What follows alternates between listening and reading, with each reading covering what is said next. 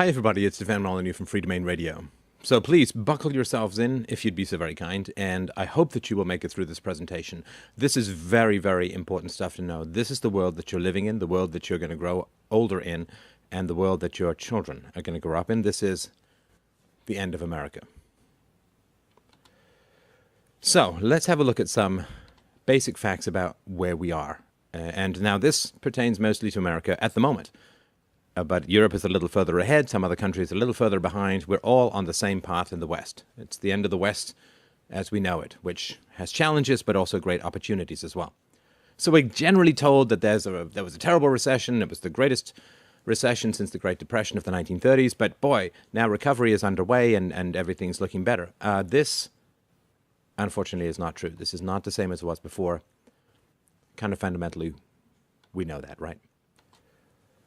So this is Congress's approval rating since 1974, and it's now down at around 5%, 5% approval rating for Congress. This is not a country with great faith in its leadership, and with good reason. So these are things that Americans in general like better than their lawmaking body. They like the TSA better than Congress. They're like people who hate the Olympics better than Congress. They like the most disliked company in America more than they like Congress. They like abortion more than Congress. Nixon more than Congress. Banks and financial institutions more than Congress. Paris Hilton more than Congress. And if that's not a sign of the apocalypse, I don't know what is. And they like socialism more than Congress. Well, that's a 2-for-1 because Congress is basically socialist. So what is going on with the American economy as a whole? Let's look at some information to give you the big picture, and we'll start looking at more specific details. And again, I really do thank you for your patience, but this is very important stuff. So this is civilian employment to population ratio. This is the percentage of working age people who are employed.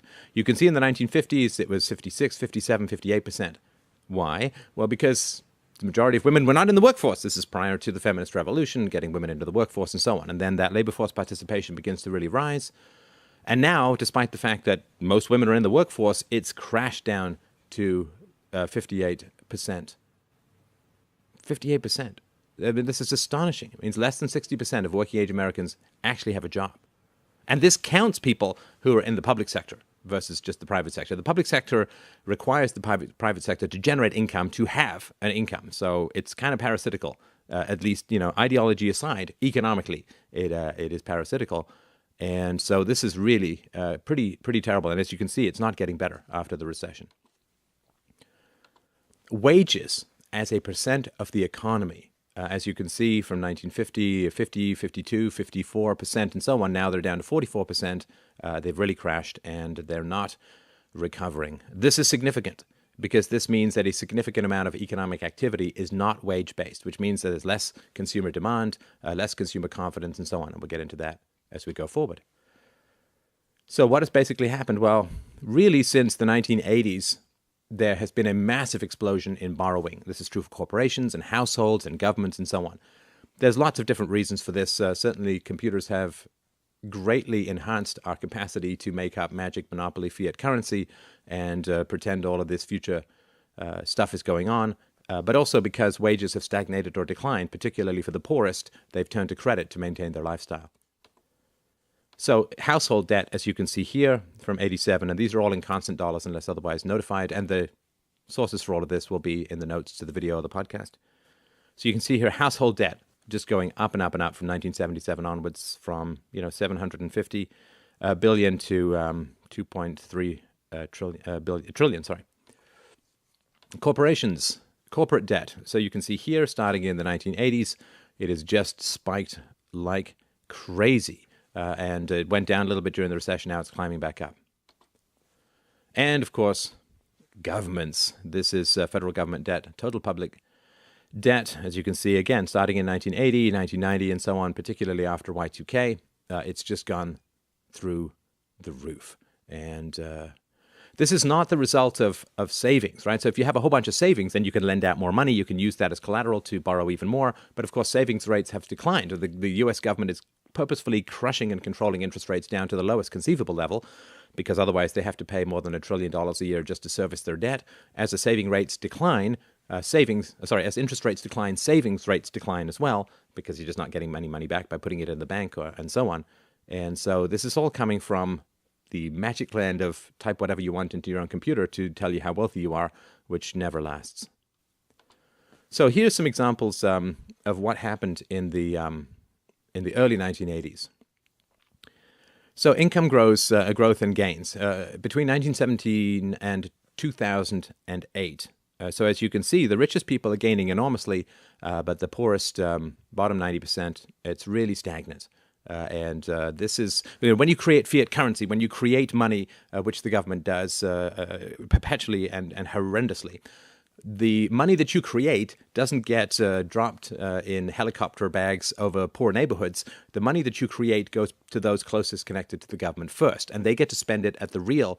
So they get to spend it at the existing rate of dollar value. As the money that they spend spreads throughout the economy, then what happens is inflation hits because there's too many dollars chasing too few goods and services. And so the poorest get the hardest hit from inflation, and the richest get the most benefit by getting their grubby hands first on the monopoly money that's created by the state. So this is one reason. There's many other reasons, but as you can see, this hasn't achieved the goal. I mean, the whole welfare state that started in the 60s, Lyndon Johnson's Great Society and so on, and Social Security, which started in the 30s, all of this was designed to close income disparities. But fundamentally, you have to recognize that whatever the government does is coercive in nature. At a personal level, at a private level, we all understand that violence will get you the opposite of what you want, right? If you stalk some woman, she ain't going to love you. If you kidnap some guy's kids to get a job, you're not going to be a model employee. You're certainly not going to get Employee of the Month. Whatever you use violence to achieve, you will end up achieving the opposite. And we've used the power of the state, the violence of the state, the violence of monopoly counterfeiting powers that the Federal Reserve has. We've used the violence of the state to attempt to address complex social issues. And since violence always produces the opposite of what we claim we want, right? How's the war on drugs gone, right? How's the war on illiteracy? How's the war on poverty? Poverty was being solved in the 1950s. About a percentage point a year was being reduced. Government intervened and decided to help people. So violence will always achieve the opposite of what we want. That's the fundamental issue that we're facing now is, you plant a demon seed, you raise a flower of fire, as the song goes, and that's really what we've done. So average hourly earnings, do you ever get that feeling that you're just not getting any richer? So look at this. This is from 1964 to 2008. 1964, the average hourly income in $2008 was $17.54. In 2008, it was $18.52. So it's really been pretty stagnant for, 45, 46 years. And that's pretty tragic. That is pretty tragic. This, of course, is all propped up by debt, right? Everything that we're looking up here is propped up by debt. So if this was your income, but you were also now $200,000 in debt with no assets to show for it, right? You were in debt to a loan shark, to some mafia boss, to a casino, to Visa, then you'd say, well, your actually average hourly earnings are way down because these are all propped up by debt. This is really, really important to understand. If you put debt into the equation, this stuff looks ridiculously worse. So remember, in the 1960s, 1970s, all these government programs went in designed to close the income gap, to make a more egalitarian society. And of course, look what's happened. 2011, the richest 5% share of income in the U.S. has increased almost 30% since 1967. The bottom 20% share of income has declined 20% since 1967. So you see? Whatever you try to achieve with violence, you will achieve the opposite of. This was supposed to close the gap. Violence was used. It's made it wider. So what's happened, of course, since the 1960s is social programs, so Medicare, Medicaid, and so on, basically transfers. You steal from one section of the population at gunpoint through taxation, or you steal from the unborn through debt, or you steal from the poor through inflation, through printing of money, the creation of money, and you take from one section of the population, you keep a massive overhead for yourself. In welfare programs, it's 60, 70, 80% of the money is kept by the government. So you steal from one person, you keep 60 cents of every dollar, and then you give 40 cents or 30 cents or 20 cents to the poor. Of course, the people who are bureaucrats love this kind of stuff. But here you can see this incredible rise in social programs, and this is fundamentally what's driving the deficit and the debt. The social programs as a percent of the economy, 1960, 4 or 5%. Now they are 16% of the GDP are social programs. You understand this is not wealth. This is just wealth transfer. The thief gets wealthier if he lifts your wallet, but he's not exactly adding to the wealth of society as a whole. So social programs now are consuming the most federal tax revenues. It's the single biggest item. So as you can see here, this graph, the blue is the receipts, tax revenues, and they've remained relatively constant since the 1950s. It seems like government has grown a lot, but as a percentage of the economy, they have not. Although the percentage of the economy is really tricky to measure because there's been such an expansion in government and government programs, a lot of which are counted as a measure of the economy, that this graph would look a little bit different if we merely looked at the private sector, which we'll get to. But as you can see, the social programs are just eating everything up. And what's the result of this? Well, this cuts into everything else. Things like infrastructure, roads, bridges, maintenance. I mean, the backlog of decrepitude in the public sector is just crippling. So here you can see, you increase your social program spending and everything else turns to crap. Transfer payments, as mentioned, have now risen, and you can see here them rising. Transfer payments are rising, now consume 16% of GDP. Monstrous item. And what does this turn into? Well, so the total welfare spending that the government is lavishing upon the poor is $168 per day for every household in poverty, right?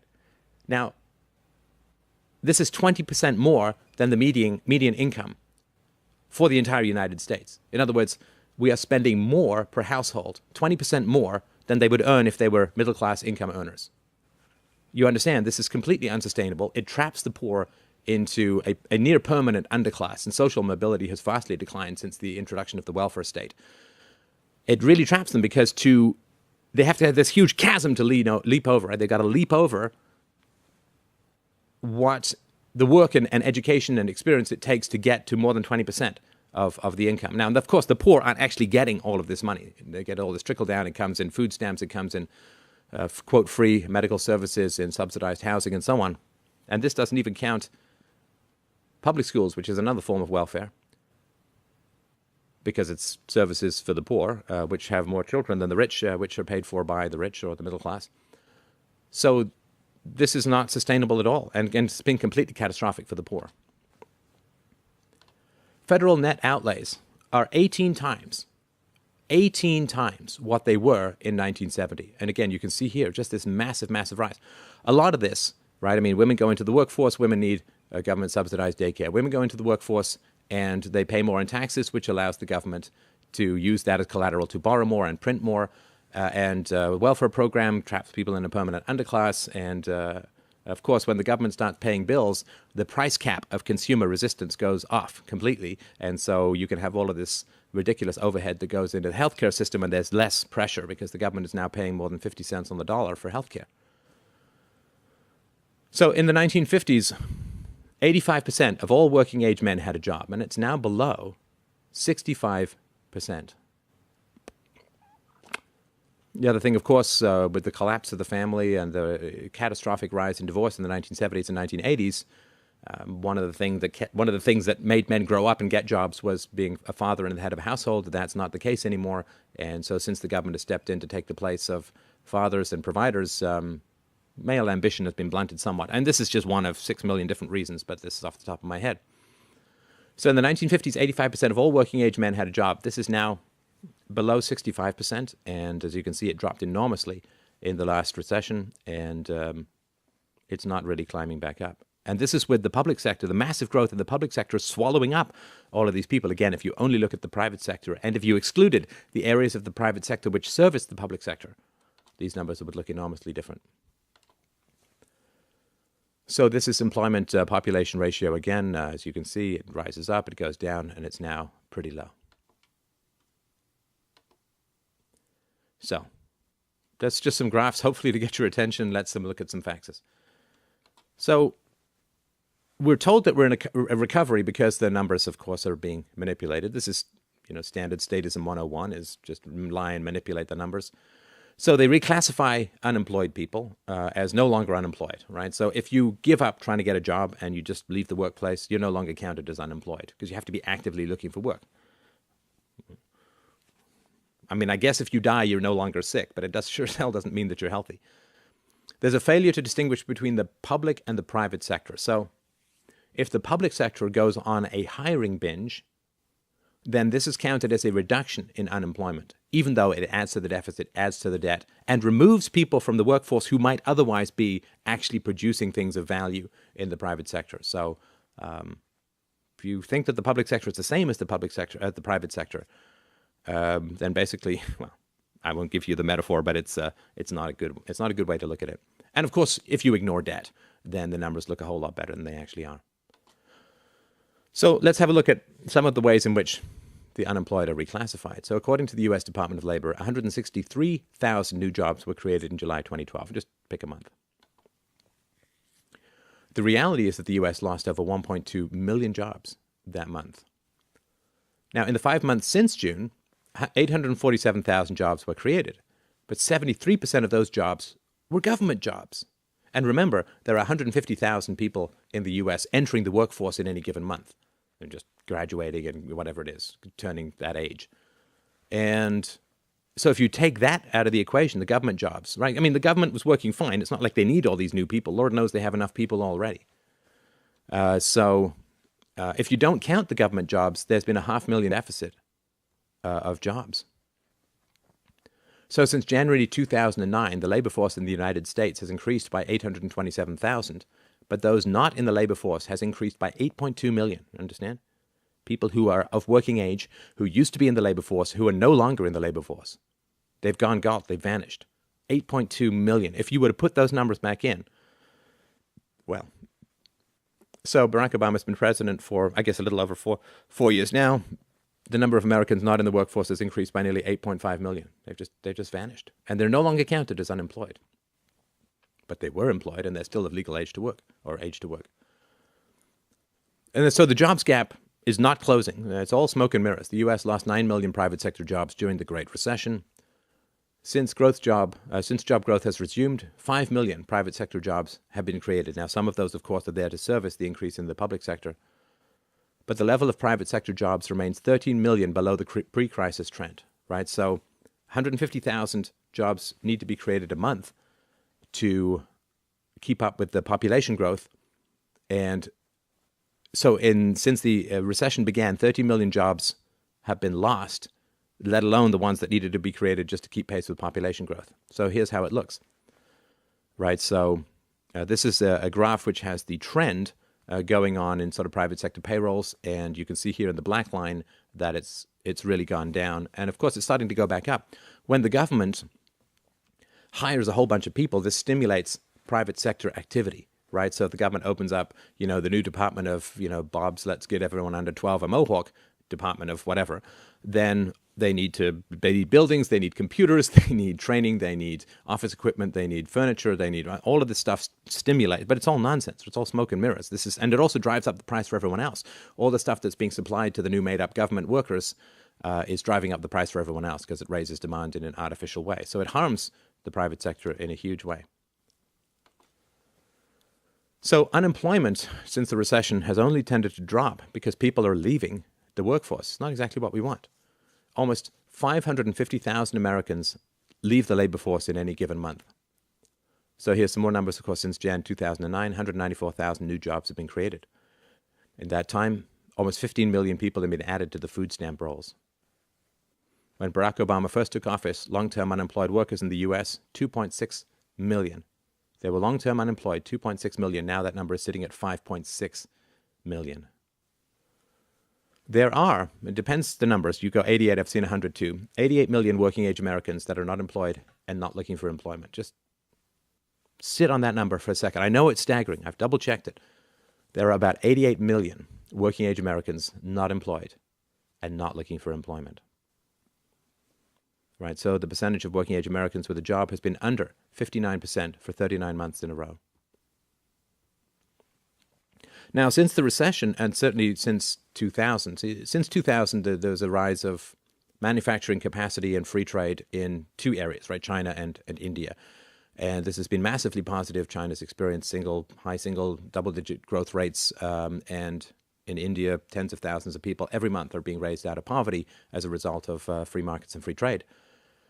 But because America and Europe have very restrictive policies on manufacturing, right? Lots of pseudo-environmental concerns, lots of legalese, lots of legislation to control for health and safety stuff, which is really not necessary. Lots of things, unions and benefits and subsidies and all of that, pensions. So a lot of manufacturing has fled. So in 2000, about 20% of all jobs in America were manufacturing jobs. Now that's down to 5%. Manufacturing was the route out of the lower class to the middle class, right? You get here, you're broke, you get a job in a factory, you work there for 40 years, your kids go to college, bingo, bango, bongo, you're in the middle class. That avenue has dropped off catastrophically, and it continues to do so. So 60% of the jobs lost during the last recession were mid-wage jobs, medium-wage jobs. 58% of the jobs created since then are low-wage jobs, right? Right, so they're taking away your sirloin and giving you a half-frozen vegetable patty, right? So what's replacing what has been lost is not a one-to-one, right? What's replacing quality jobs is crap jobs, service sector jobs, and so on. The U.S. economy lost almost 250,000 small businesses during the recent recession, 220,000. In 2010, the number of jobs created at new businesses in the U.S. was less than half of what it was in 2000. And this is before Obamacare comes in, or I guess has come in. America is losing 500,000 jobs to China every single year. Now, of course, normally what would happen is if China was competing with you, people would get paid less in order to compete with China, or you'd find some other ways to innovate. But you're just losing jobs because it's illegal to pay less in many areas in the United States. And of course, the regulatory overhead is insane. So this is truly astounding. I mean, just mull this stuff over, particularly look at it from the standpoint of the hardworking poor, or the wannabe hardworking poor. The U.S. has lost an average of approximately 50,000 manufacturing jobs every single month since China joined the World Trade Organization in 2001. Lost 50,000 manufacturing jobs. I actually went to China in 2000 for business for about a month, and I could see all of this activity starting up, and I was like, ooh, I don't know that manufacturing is going to be a great place to be in North America anymore. I made my career adjustments accordingly. More than 56,000 manufacturing facilities in the U.S. have been shut down since 2001. So, you're a 40-year-old or 50-year-old factory worker, what are you going to do? What are you going to do? This is catastrophic. This is all not the result of the free market. This is a result of statist policies which have raised a protectionist wall around U.S. manufacturing to the point where it cannot compete. I mean, we can always compete with lower-wage people. I mean, you can always compete with lower-wage people because it's not like in India, the workers get 12 years full-time education paid for by the state. I mean, for everyone who's in manufacturing there, they have massive amounts of undereducation in India. So why can't you compete? Well, you can. It's just the government doesn't allow you to because there are too many restrictions on opening and running manufacturing facilities. About 20% of all U.S. adults are currently working jobs that pay poverty-level wages. I mean, they're functional serfs in the economy, and it's completely tragic. More than 40% of Americans who actually are employed are now working in service jobs, which are often very low paying. Again, really tragic. Less than 25% of all jobs in the U.S. are good jobs, and that number continues to shrink. And this includes government jobs. Again, take that out of the equation. I mean, it's just catastrophic. More than half of all small business owners in America, quote, say they would not start a business today, given what they know now and in the current environment. Talk to doctors, too. Oh, my God. So we really are facing the involuntary end of employment for massive sections of the population. Against their will. I mean, just look at, you ask for 300 jobs. You say 300 jobs are opening here, you'll get like 30,000 applications. People want to work. They're just not allowed to by force. In the U.S., more than 41% of all working-age Americans are not working. How sustainable is this? If you gather together all of the workers that are officially unemployed in the U.S. into one nation, they would be the 68th largest country in the entire world. So the public sector has grown enormously, and the public sector, I mean, let's just take the classic state model. I'm not a statist, but let's take the classic state model that a certain amount of the public sector is necessary for the economy to function. Let's say that roads need to be done by the state and other kind of things, infrastructure and so on. So let's say that. But of course, the government is way, way, way beyond where it used to be in terms of, it's at least 50 to 75 times what it was to provide those services in the past. So a growth in the public sector comes at the huge expense of the private sector. And that expense shows up in many ways. So clearly, the private sector has to pay more taxes, so there's more debt or more inflation to pay for the public sector. You have transferred people from being productive in the private sector to being parasitical in the public sector. You've driven up prices in the private sector for all the resources diverted to the public sector. I mean, the list just goes on and on. And of course, you're training people in skills for the public sector, which if and when they lose their skills in the public, they lose their jobs in the public sector, they have to be retrained, and it's a whole mess. So total compensation costs for management, professional, and related occupations, half of all state and local governments employed, averaged over $50 per hour worked. And we use the word worked here in the loosest possible sense. State and local government employees spent an average of $41.56 per hour worked for employee compensation in September 2012. Total employer compensation costs for private industry workers, instead of being $41.56 or $50.43, were $28.95, September 2012. In the U.S., the average federal worker now earns 60% more than the average worker in the private sector. And again, being a libertarian means always being sorry that you're right. It's like being a doctor telling some guy, stop smoking, stop smoking, stop smoking. Oh, shit, you have lung cancer. I'm sorry that I was right. I know I was going to be right. I'm sorry that I'm right. And this is clear. I mean, there's no limit fundamentally to rising prices in the public sector. I mean, there's no competition. There's no investors who can take their money elsewhere. There's no going out of business. So, of course, they're going to earn a whole bunch more. That's how you buy votes. This is the foundation of the Democrat Party. In 2006, only 12% of all federal workers made $100,000 or more per year. Now, 22% of all federal workers do. U.S. public pensions are $4.6 trillion short of the amount of assets needed to cover projected liabilities. Right? So they got a whole bunch of money, and they're supposed to invest that money, and they're supposed to pay their retirees out of that money. They're way underfunded. Of course, they lost a lot of money in the recession, and they're allowed to do these crazy calculations where they're allowed to say, I'm going to get an 8% return on investment, which hasn't been seen for decades, and they're just vastly underfunded. This is, of course, back to go and pillage the last kidney out of the last taxpayer to pay for all this nonsense, because pensions are a way of buying peace with public sector unions and private sector unions at the expense of the unborn, who have no say in the matter, can't vote, and don't even exist yet, right? Because you're kicking the can down the road when you give people pensions instead of wage increases, as is debt, right, fundamentally. So private sector job losses dwarf government gains. So since the start of the recession, the government has added 590,000 jobs, and the private sector has lost almost 8 million jobs. Since the Recovery Act, government has added 400,000 jobs. The private sector has lost 2.65 million jobs.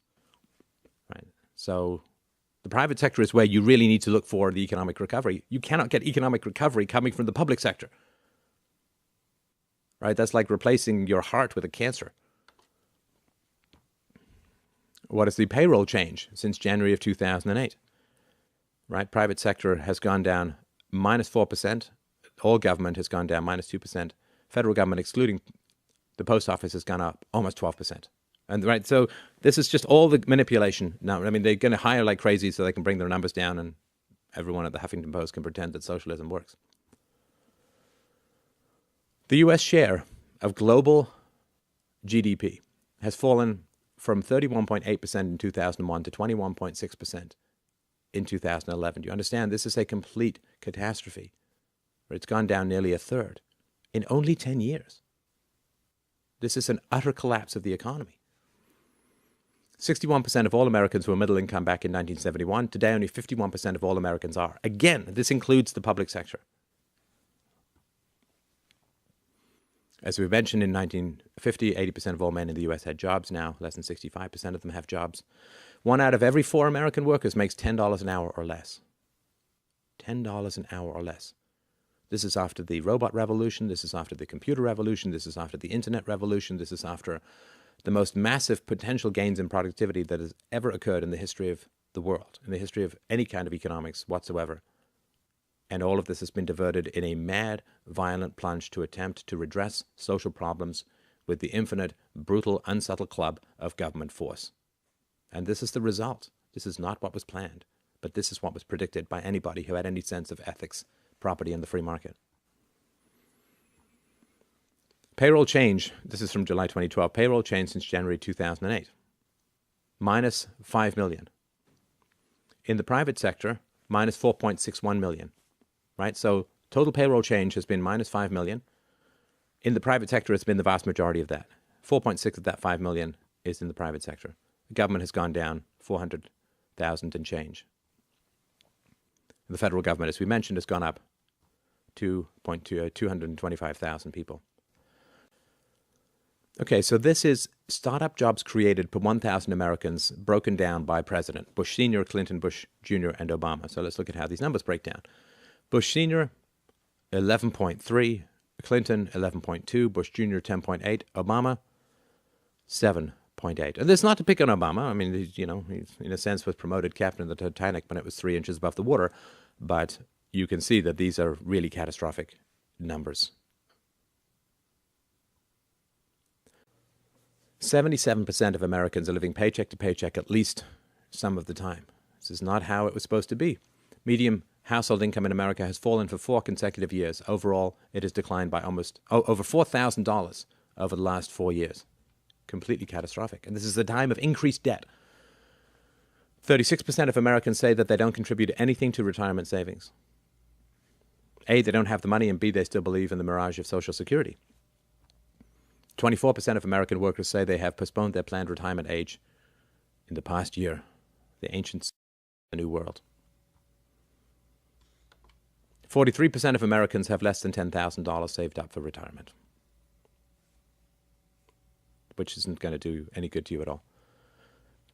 28% of all Americans do not have a single penny saved for emergencies, and this means that they're hanging by a thread above the chasm of falling out of even the lower classes into the dependent classes. So, 40, 50 years ago, America, like most of the West, launched a massive program to accelerate the end of poverty. Poverty was already being solved in the post-war period. This was to accelerate the end of poverty. Now, violence achieves the opposite of what you want it to achieve, and what has been the result of the war on poverty? Well, in the U.S. today, around 100 million Americans are considered to be either poor or near poor. Back in 2007, 19.2% of all American families had a net worth of 0 or less than 0. By 2010, that figure had soared to 32.5%. 40% of all Americans have $500 or less in savings. Right? You grow the economy primarily through putting money in the bank, which then gets lent to entrepreneurs who start new businesses, who provide new services, who invest in capital improvements to become more productive, who invest in education for their workers, whatever it is. You ain't saving, you ain't growing. And you ain't saving. About 10 million households in the U.S. don't even have a single bank account. Kind of off the grid, and not because they're super wealthy. The U.S. has a higher percentage of workers doing low-wage work than any other major industrialized nation. In 2010, 2.6 million more Americans fell into poverty. Largest increase ever seen since the U.S. government began keeping statistics on this back in 1959. Violence achieves the opposite. You wage a war on poverty, you will swell poverty. And this has huge results. These kinds of catastrophic wealth losses and losses of opportunity have huge results on things as fundamental as marriage. There are now 20.2 million Americans that spend more than half their income on housing. That's a 46% increase from 2001. Only 51% of all Americans that are at least 18 years old are currently married. Back in 1960, this was 72%. And marriage, of course, is the foundation for the mental, physical, social, emotional health of your children. And this is really, it's just producing more people who are going to have much higher risks to be criminals, drug addicts, abusers, and problematic bullies, and you name it. In 1984, the median net worth of households led by someone 65 or older was 10 times larger than the median net worth of households led by someone 35 or younger, right? So the gap between those who'd accumulated resources over the course of their life and those who were kind of just starting out or in the process of starting out was about tenfold. Now the median net worth of households led by someone 65 or older is 47 times larger than the median net worth of households led by someone 35 or younger, right? And this is why I say Social Security is a complete boondoggle, because there's no money saved for it. It's basically just a dusty bunch of IOUs that have to be taken out of the kidneys of the young.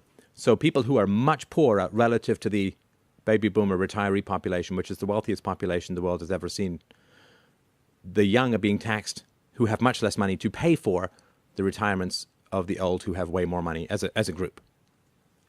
I mean, this is a completely regressive tax.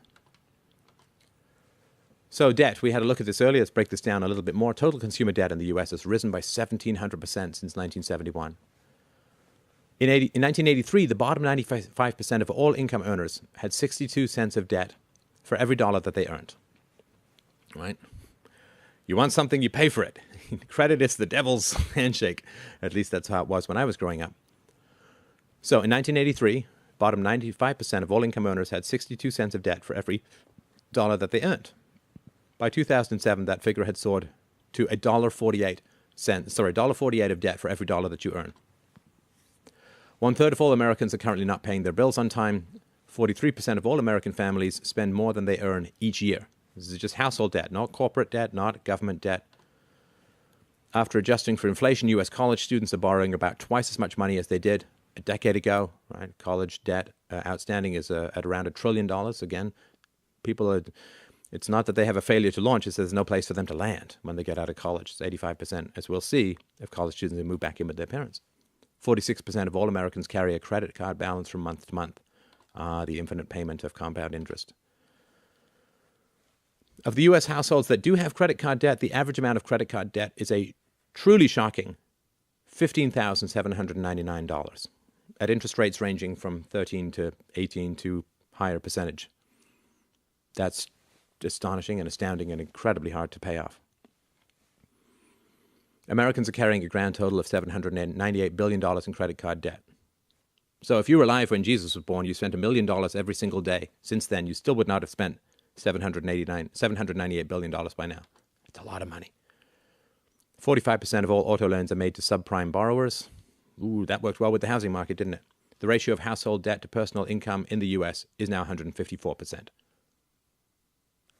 If that doesn't make your jaw drop and you to reach for a bar of gold, read it again. The cancer of inequality is growing enormously. We have become a Morlock kind of society. 83% of all U.S. stocks are in the hands of 1% of the people.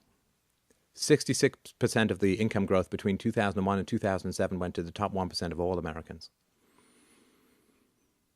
Only the top 5% of U.S. households have earned enough additional income to match the rising housing costs since 1975.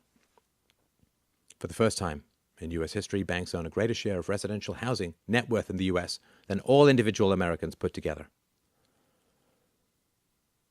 The bottom 50% of income earners in the U.S. now collectively own less than 1% of the national wealth.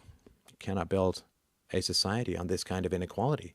It will fall over, and it will fall on the poor, as it always does. And this is, people who focus on the free market, really the only people who care about the poor. Not in appeasing the poor, not in giving the poor stuff, not in drugging the poor with free stuff, but in actually creating conditions wherein the poor can help themselves. Stop giving them fish, give them the lake and the capacity to fish. They'll be fine.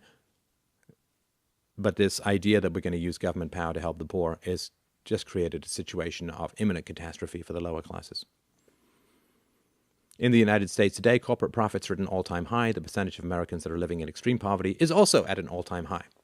And corporations are making and sitting on a hell of a lot of money. And one of the reasons they're not spending that money is something called regime uncertainty, which is what the hell is going to happen next from the legal system, from the law system, from the regulatory system, from the tax system, from you name it.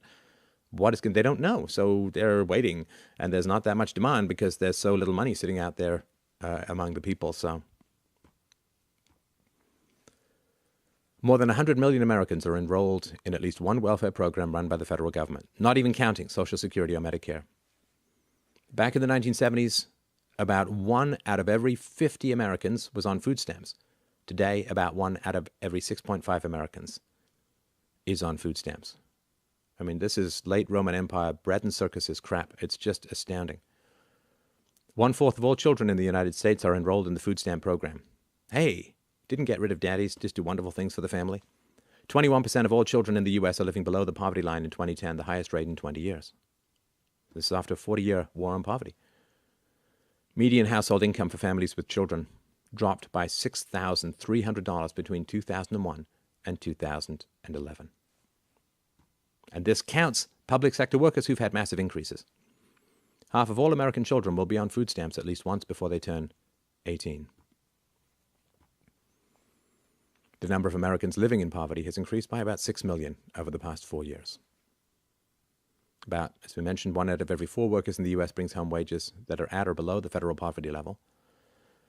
Almost 60% of all children in the U.S. are living in homes that are either considered to be low income or impoverished. The number of children living in poverty in the state of California, for instance, has increased by 30% since 2007. In the city of Detroit today, this smoking crater center of experiments in central planning and endless socialist tinkering, in the city of Detroit today, more than 50% of all children are living in poverty, and close to 50% of all adults are functionally illiterate. They can still vote, you see, but they're functionally illiterate, which is why you have to give them phones, I guess. 49% of all Americans live in a home where at least one person receives financial assistance from the federal government. This is why you can't cut these programs. The programs will be cut. Mathematics will do a fine job of cutting the programs, but you can't cut them politically unless you actually have a bald-faced, reality-based conversation with the American voter. But unfortunately, the American voter has been trained by the government to believe in the government for 12 years, so you would first have to dismantle the propaganda, and that takes a huge amount of work, certainly longer than your average election cycle. But unless you are willing to have an absolutely frank discussion with the neediness, dependence, and ignorance of the American voter, it's not going to change. And what politician's going to want to do that?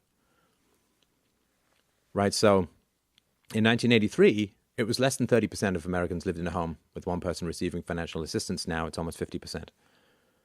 Number of Americans living in poverty rose to a new all-time record of almost 50 million. During 2011, 53% of all Americans with a bachelor's degree under the age of 25 were either unemployed or underemployed. And again, this counts those who got jobs in the public sector. 85% of all college seniors plan on moving back in with their parents after graduation. Yay. Life never starts. Now, the real inflation rates have been estimated at 10% per year. So not only is there a lot less money, but the money is worth a lot less in and of itself. So if you have a 10% inflation rate per year, the value of your money gets cut in half in only 7 years. This is catastrophic. So on average, you could buy about 10 gallons of gas for an hour of work back in the mid-90s. Now, the average hour of work will get you less than 6 gallons of gas. To get the same purchasing power that you got out of $20 back in 1970, you would have to have more than $116 today. Do you see how much the value of money has gone down because of all of this printing and all of this debt? And this money, all of this debt and all of this printing accumulates value in the upper classes at the expense of the lower classes and the unborn, the two most vulnerable sectors of society. Right? The state is an illusion and a lion that lies to you and preys on the weakest. It says it only cares about the weakest. It will end up preying on the weakest. This, of course, is a central reason, as I mentioned before, why savings are so low. Government debt, i.e. your children's debt. During 2012, the U.S. government had to roll over nearly $3 trillion of old debt. The U.S. national debt is now more than 22 times larger than it was when Jimmy Carter became president, where it was relatively peanuts. During the Obama administration, the U.S. government has accumulated more debt than it did from the time that George Washington took office to the time that Bill Clinton took office. And please, let's not hear anything about how Bill Clinton's administration produced a surplus. That was all nonsense. That surplus was financial scumjiggery. And also, because there was a huge tech boom, taxes went up, but it was all a bubble. So I hope I won't get too much nonsense about that.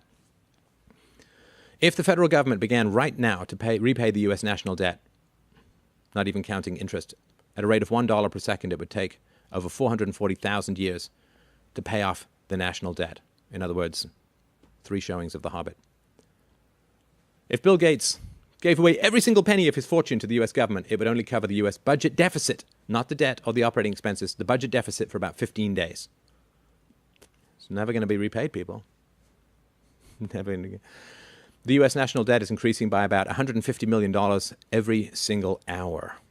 So I better hurry up or I'm going to be $160 million worth of podcasting. During fiscal year 2012, 62% of the federal budget was spent on entitlements. Entitlements. Can't cut the government without cutting entitlements. And this whole Republican plan of, well, if you don't increase taxes, you will cut government spending, it's all nonsense. In 1965, only about 1 of every 50 Americans was on Medicaid. Today, 1 out of every 6 Americans is on Medicaid. Can you believe it? A government program grew and went over budget. First time for everything, I guess. So this is, as Doug Casey's mentioned, this is the Greatest Depression. The condition of the U.S. economy today mirrors the economic situation prior to the Great Depression. So there's slow economic growth, massive deficits, high unemployment and foreclosures, and a shaky banking system. Real unemployment, not the magic monkey numbering that goes from the government's statisticians, real unemployment is at the same level it was during the Great Depression, which is at about 25%. But now the drop in house prices and sales is actually worse than it was during the Great Depression. And the stock market has been dropping, and stocks are currently overvalued as much as 50%. And youth unemployment, of course, in the U.S. is now at the highest level that we've seen since World War II. But it's even worse in some ways. Because the Great Depression in the 1930s didn't have any of the structural economic and social problems, nor the massive unfunded liabilities and obligations. In 1929, just prior to the Great Depression, manufactured by the Federal Reserve, America was not $16 trillion in debt. It was not facing over $100 trillion in unfunded liabilities. Right? So the amount of money that the government is committed to pay that it can't pay is $360,000 per citizen. Not per household, not per co-joined twins, per citizen. In 1929, most of the states were not bankrupt, insolvent, and dependent on government handouts to survive. One county, Cook County, which includes Chicago, Illinois, now owes over $108 billion in debt, the biggest part of it in unfunded government employee pensions. That ball is still, right, that's that ball still rolling down towards Indiana Jones. These unfunded liabilities of the future are far worse than our existing problems. In 1929, there were not 21 million government employees with bloated salaries, obscene pensions, and free health care for life. Right? As I mentioned before, 1 out of 5 federal employees earn over $100,000. In 1929, there was no such thing as Social Security or Medicare or Medicaid. The federal government did not have these obligations written into law that threatened to consume the entire federal budget within a few years. So not only are we in the same place as right before the Great Depression of the 1930s, but we're in a far worse place because of all of the unfunded liabilities and social programs. So while Barack Obama has been president, the U.S. government has spent about $11 for every $7 of revenue that it has actually brought in. Over the past 4 years, welfare spending has increased by 32%. In inflation-adjusted dollars, in real dollars, spending on welfare programs has risen by almost 400% over the past 30 years. How's poverty doing? Well, it's increasing. It's one of these weird things. I remember a long time ago I had a conversation with a friend of mine. They said, you know, there are far fewer agricultural subsidies in country X rather than here. And he's like, well, here, of course, because of the agricultural subsidies, our food is cheaper, because that's what seems to make sense. Well, we're spending more money on the poor, therefore we should be solving the problem of poverty. I mean, it's how it works when I go to buy bananas. If I spend more money on bananas, I get more bananas. But that's the free market. In the government, everything is reversed. When you have put violence into the mix, coercion, monopoly, powers, everything you spend produces the opposite effect. It's a weird, backwards, upside-down universe, right? The moment you start punching your friends, they ain't so friendly, right? The moment you lock someone in the basement, they kind of want to get out. Whatever you do using violence produces the opposite. And so this has been predicted for many years by people far smarter than I. And so as you increase government spending on poverty, you will expect a concomitant increase in the amount of poverty. When you spend government money fighting drugs, you will expect an increase in the amount of drugs being bought and sold. When you spend government money to reduce the price of healthcare, you will expect the price of healthcare to rise. Violence produces the opposite. If the federal government used GAAP accounting standards like publicly traded corporations are forced to do by the government, right? Remember, the government is all about setting up rules that exclude you. The real federal budget deficit for 2011 would have been $5 trillion instead of $1.3 trillion. Right? So don't believe anything that they're telling you. Don't believe anything that they're telling you. It is far worse. But of course, those who are in the upper classes, in the media classes, in the political classes, they need you to pretend that there's a recovery, that the the green shoots are not the fingers of zombies coming up to strangle you, right? They need you to believe this stuff so that you won't panic, to prop up the stock prices, to keep them going for another year or two in office, right? They're just, this is the captain of the Titanic telling everyone at a 30-degree angle, everything's fine, don't worry about it. It's because he wants to get to the lifeboat. I don't believe anything that they're telling you. The United States already has more government debt per capita than Greece, Portugal, Italy, Ireland, or Spain, right? The pigs of Europe. The U.S. government is responsible for more than 1/3 of all the government debt in the entire world, with 5% of the population? The amount of U.S. government debt held by foreigners is about 5 times larger than it was a decade ago, and they're only holding on to that debt. They're only holding on to these bonds because if the moment they start selling it, they'll have to record the resulting loss in value in their books, and they'll go into heavy deficits or even worse deficits. Between 2007 and 2010, U.S. GDP grew by 4.26%, but the U.S. national debt soared by 61%. And again, that GDP includes crap like healthcare. Healthcare is not, it's a cost. It's not wealth. And it includes government spending and government employees and so on, which is, anyway, I think I've made that point. So let's start summing up. The national debt is now more than 37 times larger than it was when Richard Nixon took the U.S. off the gold standard. Oh, funny, when you can print whatever money you want, you tend to print more money. The national debt is now more than 5,000 times larger than it was when the Federal Reserve was first created. Federal Reserve, I know everyone keeps emailing me, it's a private institution. It is not a private institution. It is not a private institution because it has monopoly powers granted to it by the state. The national debt jumped more on the very first day of fiscal year 2013 than it did from 1776 to 1941 combined. Let me say that again. It's really, really important to understand this. The national debt jumped more on the very first day of fiscal year 2013, first day, than it did from 1776 to 1941 combined. What with a civil war and World War I and the Great Depression and World War II. One day. These are end times. My calendar should have had an American flag on it. Historically, the interest rate on 10-year U.S. Treasuries has averaged 6.68%. If the average interest rate on the government debt rose to that level today, the government would have to spend more than $1 trillion a year just on interest on the national debt. But they're crushing you. You don't have a free market when two fundamental things are controlled by the government. You have a fascist system. If the government controls interest rates, you don't have a free market. If the government controls money, you don't have a free market. Because money and interest are the two foundations, the two signals, the two most important elements of stability and predictability that are needed to have a free market. So once the government has those things, a guy's heart beats for a second or two after his head gets cut off, but doesn't mean he can win a marathon anytime soon. Boston University economist Lawrence Kotlikoff is warning that the U.S. government is facing a gigantic tsunami of unfunded liabilities in the coming years. That we are counting on our children and our grandchildren to pay. No, they won't be able to because they can't get jobs. They're living with their parents and they have $1 trillion of student debt to pay off. Kotlikoff speaks of a fiscal gap, which he defines as the present value difference between projected future spending and revenue. His calculations have led him to the conclusion that the federal government is facing a fiscal gap. Drum roll, please, drum roll of death, of $222 trillion in the years ahead. The U.S. tax code is now more than 3.8 million words long. William Shakespeare's works are about 900,000 words long. The value of the U.S. dollar has declined by more than 96% since the Federal Reserve was first created. The money, of course, the difference goes into the pockets of the wealthy. Corporate profits as a percentage of GDP are at an all-time high. Wages as a percentage of GDP are near an all-time low.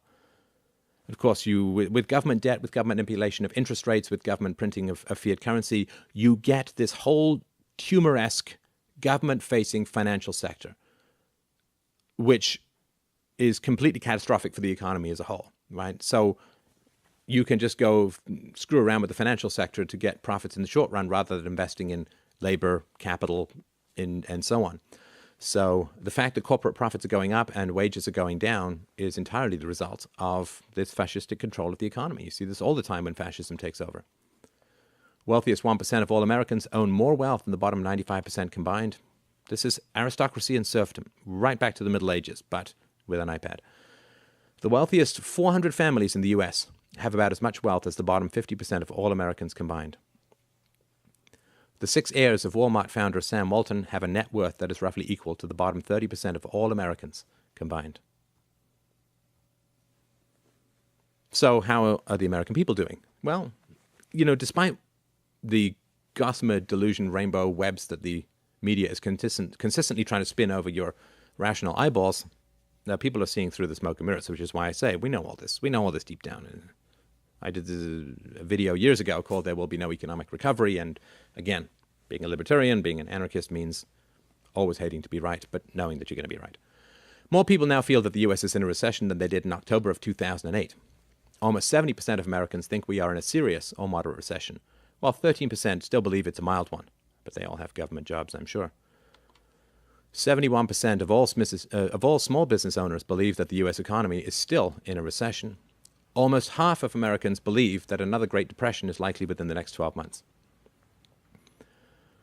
And the government, a lot of the economic, quote, growth that we see is just being propped up by wild and massive government self-financing through the Fed, buying up a whole bunch of treasuries, and it's crazy. The government threw trillions at the giant banks, including foreign banks. The big banks used a lot of that money to speculate in commodities, including food and other items, which is now driving up the price of consumer necessities. Right, so the government gives all this money to the banks then use that money to speculate. They're certainly not going to lend it out to businesses who don't want to grow because of regime uncertainty. The banks will end up speculating in commodities, just driving up those prices, and so you pay for the money, or your children pay for it, it goes to the banks, and then you also pay for the increased prices in whatever you buy because the banks are using your tax money to speculate in the market. But there are some indications that we are hitting bottom. And that's good, right? This is such a terrible addiction to state power and coercion and lies and propaganda, manipulation and fantasy.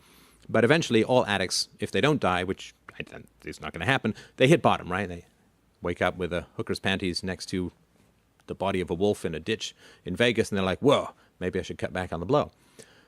So only 23% of all Americans believe that the government is a solution to the problem. And again, most of those have government jobs, I'm sure. 64% of all Americans believe that the government is the problem. So we're in the beginning stages of actually admitting that there is a problem and having some sense of what the problem is. Fantastic. Congress, as we mentioned, has a 5% approval rating, so that's good. So I know this has been a hopefully not too tough presentation to watch, but this is all very, very important to know, to understand, and to accept, and to appreciate. These are the realities. You need to take care. You need to take care to know what the truth is about the world that you're living in. You need to take care to protect yourself from what is coming as best you can. Get some gold, get some food, get friendly with your neighbors, build up a community. I think one of the major reasons that the government wants to drive gun control is because they know that there's going to be a lot of problems when the money runs out. And the money is going to run out. There is no way about it. There is no way to stop it politically. It is too close, too big, and the population is still too fantastical and unreal in their thinking to be able to reason with. So this is going to have to be one of those times where it is a hard bounce to a more real and more virtuous place. So thank you so much for watching and listening.